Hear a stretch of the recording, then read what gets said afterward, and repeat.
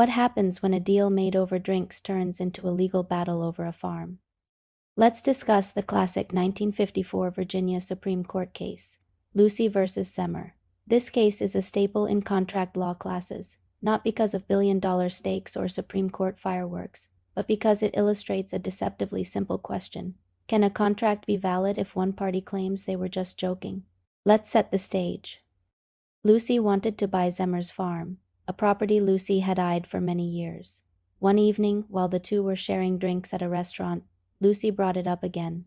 This time, Zehmer said yes. They scribbled the sale agreement on the back of a restaurant check, with Zehmer's wife also signing. But the next day, Zehmer insisted it had all been a joke. He said he was just humoring Lucy, and that he was too intoxicated to be taken seriously. That brings us to the heart of the case. Was there a valid, enforceable contract? The Virginia Supreme Court said, yes, and here's why. First, intoxication. The court acknowledged that alcohol had been involved, but it didn't buy the argument that Zehmer was so drunk that he did not understand what he was doing. His testimony was detailed and coherent. In the court's view, he clearly remembered what happened, and that undermined his own claim of incapacity. Next, the just joking defense. Zehmer claimed it was all in jest. But in contract law, intent is judged objectively, not subjectively. Subjective intent refers to what a person actually thinks or intends. Objective intent, on the other hand, focuses on how a reasonable person would interpret the words and actions of the parties involved. That means it doesn't matter what Zehmer secretly thought.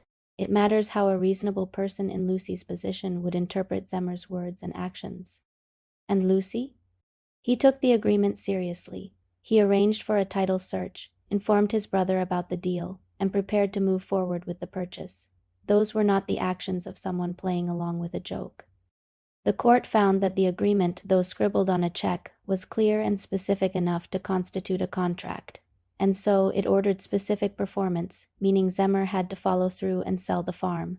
But this case is about more than one piece of land. It's a powerful reminder that, first of all, your words matter, and secondly, your actions matter.